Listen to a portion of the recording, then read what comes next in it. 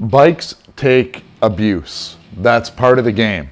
And what takes the most beating, that's obviously the most visual, is plastic. So we're gonna show you how to restore it, get rid of all these white spots.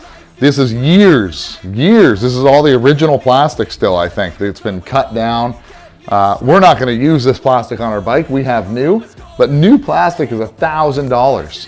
And we're gonna show you how to bring this back to life. The first step about trying to restore anything is getting it clean. And we've seen this lots on our channel. So we went ahead, soaped this all down, gave her a good wash so we didn't have to watch me wash the plastic. Next step is gonna be trying to get rid of a lot of these sanding, like scratches. So we're gonna start with 600 grit. You could start even heavier depending, like we're not gonna be able to get all these giant gouges out, but we're gonna get a lot of it out. And this is wet sandpaper. We're gonna start with 600, we're gonna go to 1,000, 1,500, and all the way to 2,000. The key with restoring anything, whether it's your car, your dirt bike, the longer you spend taking your time, doing it right, wet sanding this, we're gonna show you how to do it, the better the end result will be. So if you wanna spend 5 minutes and just wash it and ride it, this is what you're gonna get. If you wanna spend 5 hours sanding away, well, then you're gonna end up with a really nice product when you're done. Taking on a project like this is an extreme amount of work. This stuff is gouged up, beat up, obviously like 20 years of abuse. So what I like to do is get a good work area, somewhere you can be comfortable, because you're gonna be spending some time on this.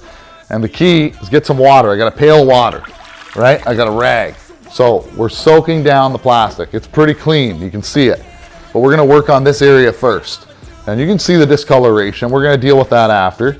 Then we take our 600 grit, and if you have a sanding block, that's great too. And we're just gonna work in one direction. We don't wanna start swirling it, because that's worse. But we're just gonna work in one direction, getting a good sand on. And if without a block, it's easy to get rubbing your fingers into it and you'll get these finger grooves. You don't want that. This is our 600 grit. It's our first one we're going over. We're not going deeper. We're only taking off what we can, right? And we're gonna go over this whole thing. And when you get this slurry, I'll try and get it here and I'll show you guys. It'll take me a minute. So anyway, we're getting this white slurry. I don't know how good it's gonna show up on camera. Well, hopefully this is a better angle, but you can see we're getting this white slurry of sanding dust. So when you get that slurry and everything's all covered, you need to rinse it off. So you're gonna get your water, bucket of water, you're gonna rinse that off, right? You can see the slurries in our water. And then we're gonna keep going. Keep going. Now we've got a really deep scratch here. I'm not gonna worry about it on this. If you want to, maybe you need to start with 100 grit wet sand and really gouge it up, but then you're gonna need to go to 200, 300, 400, 600, and the process keeps going. All the way till I like to finish with a 2,000 grit to give you that smooth, and then we're gonna buff it. And don't worry about the white right now. You see these white stress marks? We're gonna take care of that too. We'll show you how. I'm gonna be here a bit. This is gonna take me some time to get this to a stage where I'm happy with what the 600 grit did. So what I like to do, get comfortable, get a seat, sit down, because the longer you spend, the better product you're gonna end with. And I like to put a race on my TV. I got a TV in the garage. Not everybody does. A lot of guys got phones, put some music on, whatever it is that keeps you motivated to not get bored of doing this, because it's a tedious job. Anyway, guys, I'll keep showing you. We'll stop in. Once I get the 600 done, we'll move to the 1,000. We'll show you.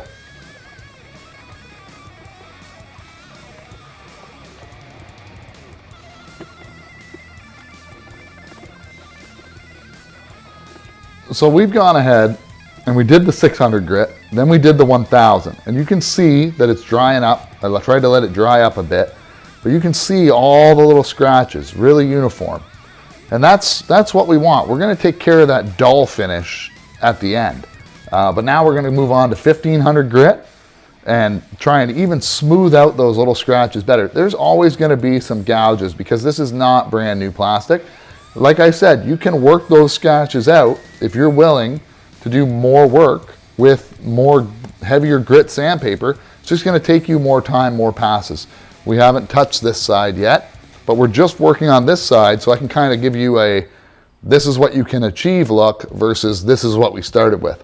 And there's lots of white spots in this plastic too. That's a horrible spot. Maybe I'll show you how to get rid of that, because that's a pretty bad one. But we have to use some heat for that. Anyway, we're going to keep moving forward here with our 1500 and then to 2000. And then once it's all done, we'll show you guys what we're left with at the end. We finished all the sanding down to 2000 grit. It's really smooth. You can see light scratches, which is fine. You can see the heavy ones because we didn't go at it hardcore, because we're just trying to show you guys how to do it in this video.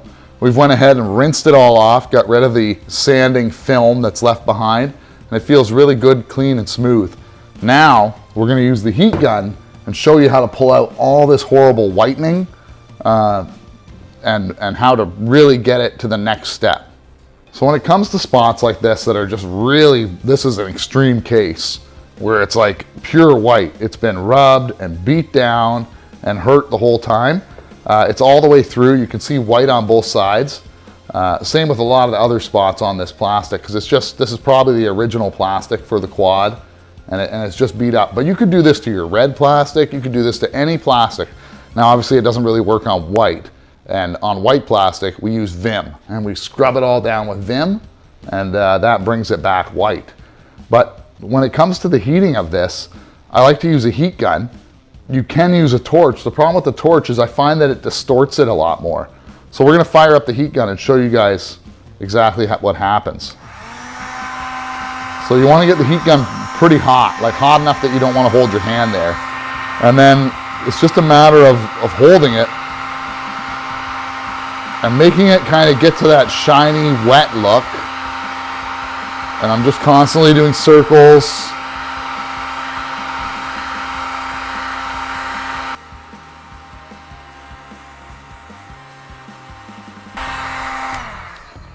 But anyway, guys, that was just a few seconds of doing it in this area. Now, I didn't sand this area to blend it back together, because I wanted to show you that you can do a little bit of work with just a heat gun. If you were to just get one simple line, maybe in your front fender or something like that, you can pull it out. Now we're gonna go onto the side that we sanded, do the whole fender, try and blend it all together, and then we'll go on to the next step of polishing it and making it really shine, and then showing you the comparison of like what they look like.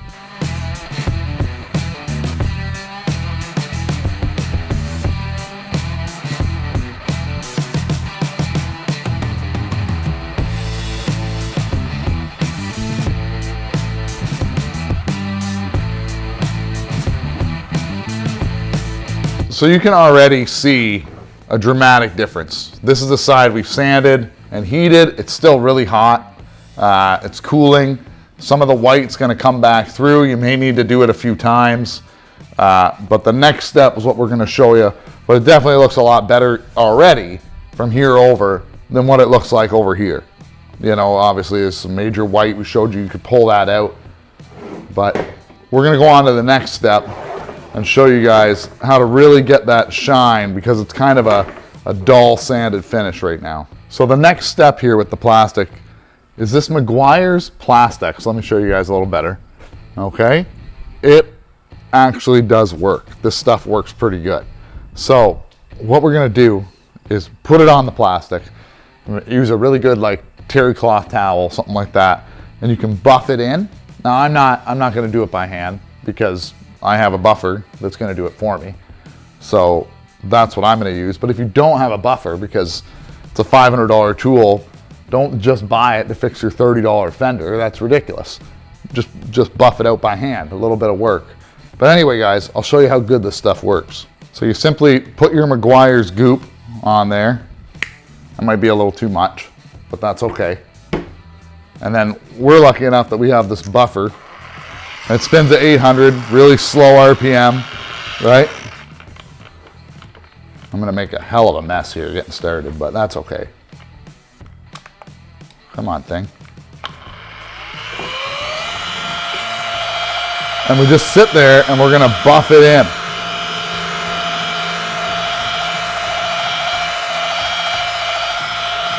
We ended up buffing this up. It's a little dull. It's not as nice as I wanted it to be. I don't know if the pad I'm using, I switched out pads a few times, trying different things. It could definitely use some more heat in some of the other places. But we don't really plan on using this fender. I just wanted to show you guys what's possible. And obviously this one's cracked, so it is what it is. Anyway, guys, we got brand new plastic for our Banshee, so we're gonna go ahead and get that installed today.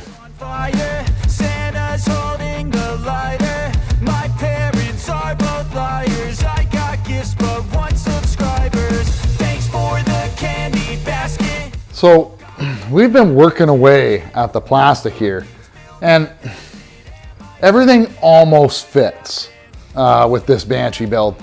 The seat, the gap here, I'm not overly fond of it, but I just think the plastics, like the aftermarket plastics, just don't match perfectly to the frame. So you've got to do a lot of messing around. Now I've done a lot of shimming to get the bars in, and it could be the bars. Maybe the bars we bought are just a little bit bent or not perfect out of the factory. But there's just minor details, like these are a little bent, probably from manufacturing, and we're gonna try and shim the front end here up a bit to kind of incorporate that a little better into the plastic where it's supposed to be.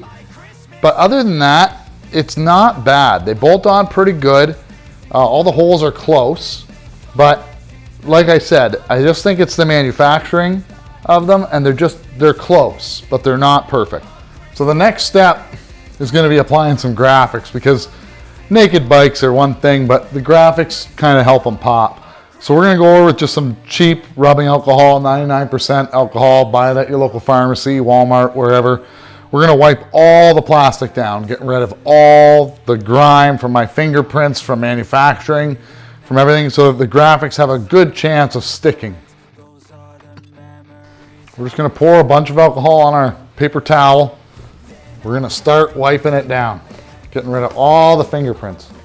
Even if we're not applying a graphic there, let's get this sucker clean.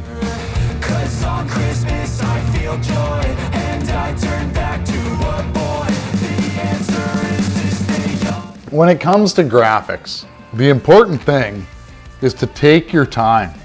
Graphics are a pain in the butt. They're expensive. So you don't want to go messing them up. I get that. Now, this quad's a lot easier than a bike because there's not a lot of cross bent areas. But we're gonna put this on like it's supposed to be. Just like so. That's where that one goes. Kind of hugs the interior bend line. And we'll do the same to the other side. The 350 twin sticker goes down here. Oh, not there, that's not where I want it. I want it like that.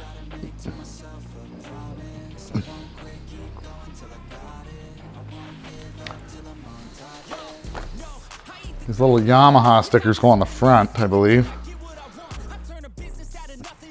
I don't know where to put the circle. I have to figure that out. But the Banshee itself goes on this rear fender. Now I just got to figure out a placement that I like.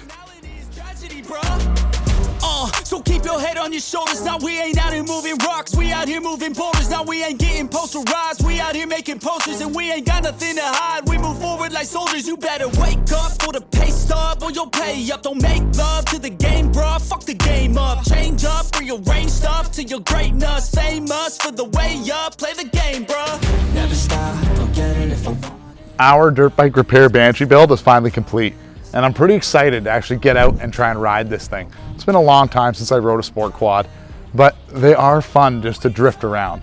The bike looks good, really clean looking, and that's the look we wanted to go for, more of a stock clean look with a little bit of extras when it comes to the pipe, the V-Force reeds, and everything else we did to the bike to kind of freshen it up. The only thing we really didn't do was the motor because it was already done, and we didn't do the whole frame. Now, I'm a pretty big fan of when I'm restoring bikes to do frames, but like I said in the other video, I really want to ride this bike and the season's coming to an end. So anyway, I can't wait to get on it. Like and subscribe on the videos and leave a comment down below. Let me know how you guys restore plastic, especially on something like this. When you have these extreme builds where the plastic is just so much money, it's worth trying to fix what you have. Anyway, thanks a lot for watching, guys, and we'll see you in the next one.